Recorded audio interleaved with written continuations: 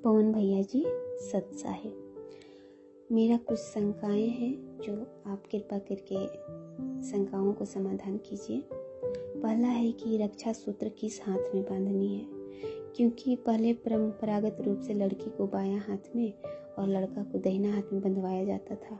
इसमें गुरु जी का क्या आदेश है। दूसरा है कि घर में शादी है और सभी अनुपदेशी हैं, तो क्या कपड़ा खरीदने में हम सहयोग दे सकते हैं। तीसरा है कि ऑनलाइन नाम दीक्षा अप्रैल 2020 में लिए थे, जो सतनाम मिल गया है, तो इसमें शंका समाधान कीजिए कि प्रथम मंत्र और सतनाम दोनों मिक्सिंग जाप कर सकते हैं। मिक्सिंग जाप का मतलब है कि जैसे 20 मंत्र 10-20 मंत्र प्रथम मंत्र कर लिए, फिर सतनाम भी कर लिए, फिर टाइम मिला तो प्रथम मंत्र कर लिए, फिर सतनाम कर लिए। ऐसा क्या कर सकते हैं, या फिर प्रथम मंत्र 108 बार पूरा करके ही सतनाम करना है। और चौथा है कि क्या जीन्स पहन सकते हैं। और पांचवा है कि सतनाम जो है, सतनाम का जो नियम मर्यादा है वो मेरे पास नहीं है, तो उसका नियम मर्यादा मुझे चाहिए। सत साहिब। बंदी छोड़ सतगुरु रामपाल जी महाराज जी की जय हो। सतसाई बहन, आप जी का प्रथम सवाल है कि परम पूज्य सतगुरु रामपाल जी महाराज जी से नाम दीक्षा लेते समय हमें जो एक लाल कलर का धागा मिलता है, जिसको हाथ की कलाई पे बांधा जाता है, और वर्तमान में समाज में जो प्रथा है उसके हिसाब से औरतें उसको दाएं हाथ पे बांधती हैं, पुरुष उसको बाएं हाथ पे बांधते हैं। तो क्या ऐसी कोई प्रथा सतगुरु रामपाल जी महाराज जी की भक्ति में भी है? क्या ऐसा कोई नियम है? तो बहन दास तो यही कहेगा कि ये पूर्ण परमेश्वर की सत भक्ति है, और सत भक्ति में आडंबर और पाखंड के लिए, कुरीतियों के लिए, प्रथाओं के लिए, परंपराओं के लिए लेस मात्र भी जगह नहीं है। तो ये आपकी अपनी इच्छा, आपकी अपनी मर्जी के ऊपर निर्भर करता है कि आप परमेश्वर के रक्षा सूत्र को कौन से हाथ में बांधना चाहती हैं। दूसरा आप जी का सवाल है कि मेरे परिवार में मैं अकेली उपदेशी हूँ और परिवार में शादी है, तो क्या मैं उनके साथ में शॉपिंग करने जा सकती हूँ, सामान वगैरह खरीदने के लिए उनके साथ जा सकती हूँ। यदि मैं उनके साथ गई तो मेरी किसी मर्यादा का हनन तो नहीं होगा, मेरे को कोई दोष तो नहीं लगेगा। देखिए बहन, जहां तक दास का आइडिया है, आप उस परिवार की बहू हैं और आप अकेली उपदेशी हैं, तो बहन ऐसी स्थिति में आप उनके साथ में जा सकती हैं। मार्केट में, बाजार में कोई भी चीज खरीदने के लिए, शॉपिंग के लिए आप जी अपनी सास के साथ में, अपने पति के साथ में, ननद के साथ में, देवरानी जेठानी के साथ में आप जी जा सकती हैं। जाने में किसी प्रकार का कोई दोष नहीं है, लेकिन ध्यान इतना रखना कि वो दुल्हा या दुल्हन के लिए जो भी ड्रेस खरीदें, जो भी वो लोग ज्वेलरी खरीदें, आप उसमें अपनी सहमति मत देना। आप अपनी इच्छा मत बताना कि जी ये वाला अच्छा नहीं है, ये वाला ले लो। नहीं जी, ये लहंगा सस्ता है, अच्छा भी नहीं लग रहा, इसका कलर भी ठीक नहीं है, वो लो जिसपे लाल कलर की देखो कैसा कैसा सुंदर सुंदर चित्र बने हुए हैं। इस तरीके से आपने अपनी चॉइस नहीं बतानी है। जैसा उनको अच्छा लगे वो अपना खरीदे, और आपसे यदि वो पूछें कि बेटा ये कैसा है, तो आप उनको यही कहते हुए उनको बोल दो कि माता जी आपको पसंद आ गया, आपने देख लिया, और क्या अच्छा होगा, ठीक है, बहुत अच्छा है माता जी, कोई दिक्कत नहीं। इस तरीके से आप जी यदि आपसे पूछें तो आपने केवल इसी तरीके से उनका सहयोग करना है। तीसरी आपकी शंका है कि भगत जी मैंने प्रथम नाम लिया, फिर मुझे सतनाम मिला, दोनों मंत्र में जाप करती हूँ, तो मेरी शंका ये है कि मैं दोनों मंत्रों का मिक्सिंग जाप कर सकती हूँ या नहीं। मिक्सिंग का मतलब होता है कि क्या मुझे प्रथम नाम को पहले जाप करना पड़ेगा पूरी 108 माला, या फिर मैं बीच बीच में सतनाम भी जाप कर सकती हूँ। तो देखिए बहन, ये परमात्मा की भक्ति है। परमात्मा ने इस भक्ति को बहुत ही सीधे तरीके से हमें बताया है, बहुत ही सहज ये भक्ति है परमात्मा की, और इसमें ऐसी कोई बाध्यता नहीं है कि आपको सबसे पहले प्रथम नाम की माला करनी पड़ेगी, उससे पहले आप सतनाम नहीं कर सकते। ऐसा कुछ नहीं है। परमेश्वर ने कहा यदि रात को 2 बजे भी आपकी आंख खुल जाती है और आपकी मंत्र करने की इच्छा हो, तो आप कोई भी मंत्र जो आपकी जुबान पे आ जाए उसी को आप कर सकती हैं। उसी का सुमरण, जैसी विधि परमात्मा ने बताई है उस विधि से आप जी उसका सुमरण कर सकती हैं। मान लीजिए आप सुबह उठते ही आपने सतनाम के 4 मंत्र कर दिए, उसके बाद आपको कोई काम याद आ गया, आप अपनी रसोई में चली गई, वहां मान लीजिए आपको प्रथम मंत्र की आपको याद आ गई, आप जितने मर्जी 2, 4, 5, 10 जितने मंत्र कर सकती हो आप प्रथम मंत्र के कर लीजिए। फिर मान लीजिए आपका ध्यान हट गया, फिर आपको 2 मिनट बाद में सतनाम याद आ गया, आप सतनाम के सुमरन कर लीजिए, 2, 4, 5, 10 जितना भी आप करना चाहो। ऐसी कोई बाध्यता इस भक्ति मार्ग में नहीं है, बहुत ही सहज मार्ग है, बस मंत्र होने चाहिए हमारे, ये गुरुदेव ने बताया। तीसरा आपका सवाल है कि भगत जी क्या हम जीन्स वगैरह पहन सकते हैं? तो बहन देखिए, जीन्स को लेकर आजकल सतलोक आश्रम मैनेजमेंट हरियाणा की तरफ से भी एक पीला पर्चा आया हुआ है और संगत में से काफी भगत भाई बहनों ने अपनी अपनी प्रतिक्रिया भी दी है। कुछ ने सही बताया, कुछ ने उसको गलत बताया। गलत बताने के पीछे का रीजन उनका ये था कि कुछ लोगों ने सतलोक आश्रम मैनेजमेंट हरियाणा के शंका समाधान वाले नंबरों पे फोन किया और उनसे पूछा, क्योंकि देखिए ये परमात्मा की भक्ति है और परमात्मा ने लाखों की संख्या में सत्संग कर रखे हैं और जो भी भगत इस परमात्मा से जुड़ता है वो एकदम से सारे सत्संग नहीं सुन सकता है, इसलिए शंकाएं होना जाहिर सी बात है। तो जब लोग वहां पे फोन करते हैं और उनसे पूछते हैं कि भाई हमने तो ऐसा कभी सुना नहीं, तो भाई ये बताइए कि क्या ये गुरुजी का आदेश है, और यदि गुरुजी का आदेश है तो गुरुजी ने क्या सोच के मना किया है, इसका रीजन क्या है, और ये जानने का हमारा अधिकार भी है। क्योंकि परमेश्वर सतगुरु रामपाल जी महाराज जी ने हमें प्रथम नाम के साथ में जो 11 मंत्र दिए हैं और सतनाम के साथ में हमें जो 33 या 34 नियम दिए हैं, हर नियम के पीछे एक लॉजिक है, एक रीजन है, एक कारण है, और कारण क्या है वो परमात्मा ने अपने सत्संगों में खुल के बताया है। अगर कोई भगत भाई बहन परमात्मा की वो सत्संग नहीं सुन पाया है और यदि सतलोक आश्रम मैनेजमेंट हरियाणा के शंका समाधान पे फोन करके पूछता है, तो ये जाहिर सी बात है सतलोक आश्रम मैनेजमेंट हरियाणा के शंका समाधान पे जो भी भगत भाई बहन बैठते हैं, ये उनकी जिम्मेदारी बनती है कि वो उस भगत को परमात्मा के ज्ञान आधार से संतुष्ट करें कि भगत जी परमात्मा ने इसके पीछे का ये रीजन बताया। लेकिन जो ऑडियो दास ने सुनी है, उन ऑडियो में केवल उन लोगों ने यही कहा कि भाई गुरु जी का आदेश है, मानना है तो मानो, नहीं मानना तो नहीं मानो। तो भाई ऐसे बात नहीं बनती है। जैसे परमात्मा ने हमें प्यार से हर चीज को समझाया है, उसी तरीके से आप लोगों ने भी भगत समाज को समझाना पड़ेगा यदि आप शंका समाधान करने बैठे हो तो बहन देखिए, जीन्स के पीछे का जो रीजन है, और परमात्मा ने खाली अकेले जीन्स के लिए मना नहीं किया बहन, जीन्स से परमात्मा की कोई दुश्मनी नहीं है। परमात्मा ने अपने सत्संगों में स्पष्ट रूप से कह रखा है कि देखिए, परमात्मा की भक्ति ग्रहण करने के बाद में और ये नियम वगैरह पता होने के बाद में और इतने सत्संग सुनने के बाद में आपको ये समझ में आ जानी चाहिए कि ये मोक्ष वाली भक्ति है, और मोक्ष वाली भक्ति में परमात्मा भगत को हंस बनाएंगे। और हंस कौन होता है? हंस वही होता है जो अपना सीधा साधा तरीके से रहे, ना कोई ज्यादा चटक मटक करे, ना ज्यादा ऊपर मुंह करके चले, बिल्कुल सिंपल सादा। परमात्मा कहते हैं साधु सोई जो सीधा चाल है। तो हमें हर तरीके से हमने भगत बन के रहना होगा। परमात्मा ने बताया कि भगत का बोलना, भगत का चलना, भगत का उठना, भगत का बैठना, भगत का पहनना एक बिल्कुल सभ्य होना चाहिए। उनके भगत के उठने, बैठने, चलने, बोलने में भी कहीं कोई अश्लीलता नजर नहीं आनी चाहिए, किसी भी प्रकार की कोई असभ्यता नजर नहीं आनी चाहिए। तो आजकल समाज का जो बिगड़ा हुआ रूप है और जिस कदर कपड़ों को लेके जो अश्लीलता समाज में फैली हुई है, उससे बचाने के लिए परमात्मा ने अपने भगत को ये आदेश दिया हुआ है कि भाई आप मेरे बच्चे हो, आप परमात्मा के बच्चे हो, और परमात्मा के बच्चे ने केवल परमात्मा को प्रसन्न करना होता है। और परमात्मा किन बातों से प्रसन्न होता है ये भी गुरुदेव ने सत्संगों में बताया है कि परमात्मा केवल अपने भगत के सीधेपन से और साधेपन से प्रसन्न होता है। हम परमात्मा को होठ लाल करके, हम परमात्मा को बाल काले करके, या हम परमात्मा को मेकअप करके, फेशियल करके, या सोना पहन के, चांदी पहन के, तड़क भड़क वाले कपड़े पहन के हम परमात्मा को 7 जन्म में भी खुश नहीं कर सकते। परमात्मा प्रसन्न होता है भक्ति से, सीधेपन से, और जो नियम परमेश्वर ने दिए हैं उन मर्यादाओं में रहते हुए परमात्मा की भक्ति करते रहने से। तो हमें बहुत ही सीधे और सिंपल तरीके से हमने चलना होगा। हमारे जो कपड़े हैं बहुत ही वो सभ्य तरीके वाले होने चाहिए, उनमें कहीं भी किसी भी प्रकार की कोई भी अश्लीलता नहीं दिखनी चाहिए।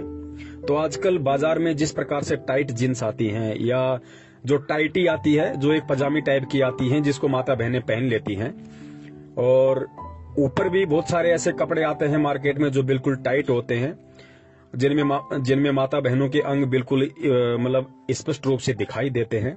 तो गुरुदेव ने बताया कि बेटा देखो, यहाँ पे ये काल भगवान का लोक है, और यहाँ पे नर और मादा दो हैं और ये दोनों अपोजिट सेक्स हैं और तीनों गुणों में से रजोगुण का प्रभाव यहाँ पे सबसे ज्यादा है। तो परमेश्वर ने बताया कि देखो, यदि आप इस तरह के कपड़े पहनोगी जो आपके अंगों का प्रदर्शन करे, एक अश्लीलता दर्शाए, तो सामने वाला व्यक्ति जो भी आपको देखेगा उस व्यक्ति के मन में हलचल शुरू होगी, क्योंकि काल का लोक है। पांचों विकार यहाँ पे सबके अंदर है, चाहे भगत हो चाहे जगत हो। एक परमेश्वर सतगुरु रामपाल जी महाराज जी को छोड़ के इन पांचों विकारों से, तीनों गुणों से कोई भी व्यक्ति यहाँ पे अछूता नहीं है, चाहे वो उनकी 20 साल से भक्ति कर रहा हो चाहे 50 साल से भक्ति कर रहा हो। तो परमात्मा ने बताया आपने कोशिश करनी है कि आपने किसी भी प्रकार से, माता बहनों ने जो परमेश्वर सतगुरु रामपाल जी महाराज जी की शिष्या हैं, उन्होंने ऐसे किसी भी प्रकार के कपड़े नहीं पहनने जो टाइट हो, जो आपके अंगों को प्रदर्शित करते हो, जो अश्लीलता दर्शाते हो, जिससे दूसरे व्यक्ति का मन विचलित होता हो। देखो पुण्यात्माओं, जब कोई ऐसी किसी माता बहन को देखेगा जिसने टाइटी पहन रखी है, जिसने बहुत टाइट जीन्स पहन रखी है, ऊपर के कपड़े बहुत टाइट पहन रखे हैं या छोटे कपड़े पहन रखे हैं, तो जाहिर सी बात है पांचों विकार यहाँ सबके अंदर हैं। चाहे जगत हो चाहे भगत हो, ये सच्चाई सबको पता है, चाहे वो कहे या ना कहे, ये उस भगत की अपनी मर्जी। तो सामने वाला उन चीजों को देखेगा, ऐसे कपड़ों में जब हमारी माता बहनों को कोई देखेगा जो परमेश्वर की भगत हैं, तो बहन सामने वाले व्यक्ति के मन में उन तीनों गुणों का प्रभाव, पांचों विकारों का प्रभाव तुरंत हो जाता है। तो सोचिए, जब वो भगत परमात्मा की बेटी को देख के, पुण्यात्मा ध्यान देना, जो हमारी माता बहनें हैं, यदि हमारी माता बहनें जो सतगुरु रामपाल जी महाराज जी की शरण में आ गई और उसके बाद यदि वो इस तरह के कपड़े पहन के मार्केट में, बाजार में जाती हैं या अपने घर पे पहनती हैं, तो जाहिर सी बात है जब वो बाजार में जाएंगी या कहीं भी जाएंगी और कोई भी व्यक्ति जब उनको उन कपड़ों में देखेगा, तो पुण्यात्मा यहाँ पे सभी तो दूध के धुले हुए हैं नहीं। 99% लोग यहाँ पे पांचों विकारों से ग्रसित हैं। अगर किसी पे थोड़ा बहुत प्रभाव कम है तो वो 1% है, और 1% में कौन आता है? जो बेचारे 60-70 साल की उम्र को ज्यादा पार कर गए हों। बाकी यहाँ सबके अंदर विकार हैं। तो हमारी माता बहन को जब सामने वाला व्यक्ति उन छोटे छोटे कपड़ों में या उन टाइट कपड़ों में या अश्लीलता दर्शाते हुए उन वस्त्रों में देखेगा, तो जाहिर सी बात है तीनों गुण का प्रभाव उसके अंदर होता है। तो रजोगुण का जैसे उसमें प्रभाव हुआ, वो आपके प्रति गलत सोचेगा, उसकी नजर आपके ऊपर जाते ही गलत विचार पैदा करेगी। तो बहन, उसके अंदर जो गलत विचार पैदा हुए और गलत विचार पैदा होने से उसके कर्म बिगड़ना शुरू हुए, तो उसके कर्म किसके कारण बिगड़ना शुरू हुए? उसके कर्म उस औरत या उस बहन बेटी के कारण बिगड़ना शुरू हुए जिसने छोटे कपड़े पहन रखे हैं। परमात्मा का ज्ञान लेने के बाद भी, परमात्मा की समझ होने के बाद भी, जिसने छोटे कपड़े पहन रखे हैं, जिसने टाइट कपड़े पहन रखे हैं, या जिसने ऐसे तड़क भड़क वाले, अश्लीलता दर्शाने वाले कपड़े पहन रखे हैं जो सामने वाले को थोड़ा बहुत विचलित करता है, तो बहन वहां पे हम भी दोषी हो जाएंगे। क्योंकि उसके यदि कर्म बिगड़ने शुरू हो रहे हैं, या वो यदि विचलित हो रहा है, या उसके अंदर यदि काम वासना का कीड़ा दौड़ रहा है, तो बहन वो हमारे को देख के दौड़ रहा है, तो हम भी उसमें उतने ही भागीदार हो जाएंगे। तो बहन हमने हर प्रकार से यदि हम भगत बने हैं, तो हमने भगतों वाले लक्षण अपने ऊपर धारण करने पड़ेंगे। भगत के श्रृंगार परमात्मा ने 16 प्रकार के श्रृंगार बताए हैं। हमने उन 16 प्रकार के श्रृंगारों को हमने अपने ऊपर धारण करना पड़ेगा, धीरे धीरे परमात्मा के सत्संग सुनते रहने से, ज्ञान आधार से। तो बहन, इसलिए परमात्मा हमें छोटे वस्त्र पहनने से मना करते हैं। और परमात्मा ने केवल जीन्स के लिए ही मना नहीं किया है, परमात्मा ने तो आश्रम में यहाँ तक भी मना कर रखा था।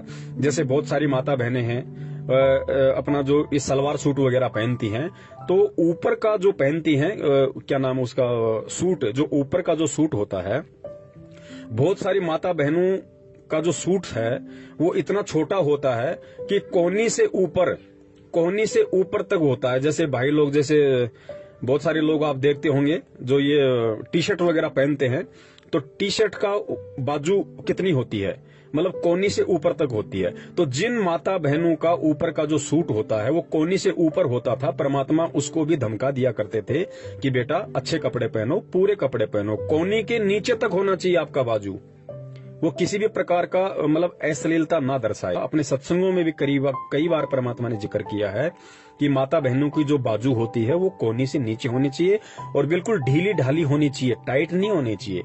हमारी जो माता बहनें हैं, दास उनसे यही अपील करेगा, दास उनसे यही विनती करेगा कि आगे से हम ध्यान रखें। तो विशेषकर यदि हम घर से बाहर निकलते हैं तो हम बिल्कुल सीधे साधे ढीले ढाले और एक सभ्य औरत को दर्शाने वाले कपड़े हम पहने। तो बहन इसलिए परमात्मा मना करते हैं। और यहाँ सतलोक आश्रम मैनेजमेंट हरियाणा ने इस आदेश को, जो आदेश परमात्मा सन 1994 से देते हुए आ रहे हैं, उस आदेश को इन्होंने पीले पर्चे में डाल के संगत को ये दर्शाया कि गुरुजी ने जेल से ये आदेश दिया है। क्योंकि जब तक ये लोग दिन में 1-2 पीले पर्चे नहीं डाल दें तब तक रात को ना तो ढंग से इनको खाना खाया जाता है, ना इनको ढंग से नींद आती है, क्योंकि ये इनकी मजबूरी हो गई। इन लोगों को आदत पड़ गई कि हमने 1 या 2 पीले पर्चे जबरदस्ती अड़ंग बड़ंग करके हमने संगत में डालने ही डालने। तो इन्होंने ऐसा आदेश पारित करके भेजा है, गुरु जी का आदेश आया है, माता बहनों ने टाइट जींस नहीं पहननी है। अरे भैया, परमात्मा का क्या आदेश आया है? परमात्मा तो सन 1994 से आदेश दे रहे हैं, अपने हर सत्संग में आदेश दे रहे हैं। क्या परमात्मा जेल से जाके अब ये आदेश देंगे? तो फिर तो परमात्मा सारे आदेश देंगे फिर जेल से। परमात्मा ने जींस वाला आदेश क्यों दिया? परमात्मा तो उसमें ये लिखते, अगर परमात्मा का आदेश होता जेल से तो परमात्मा तो ये लिख के भेजते कि बेटो मैंने जो प्रथम नाम के समय जो 11 नियम दिए हैं, सतनाम के समय मैंने जो 34 नियम दिए हैं, और मेरे सत्संगों में मैंने जितने भी नियम दिए हैं, तुम्हें उन सब का पालन करना होगा, तभी तुम परमात्मा की भक्ति पे टिक पाओगे और भक्ति के लायक तुम बन पाओगे। परमात्मा एक स्पेशल आदेश क्यों देंगे भाई कि टाइट जींस नहीं पहननी है, खुली खुली जींस पहन सकते हो?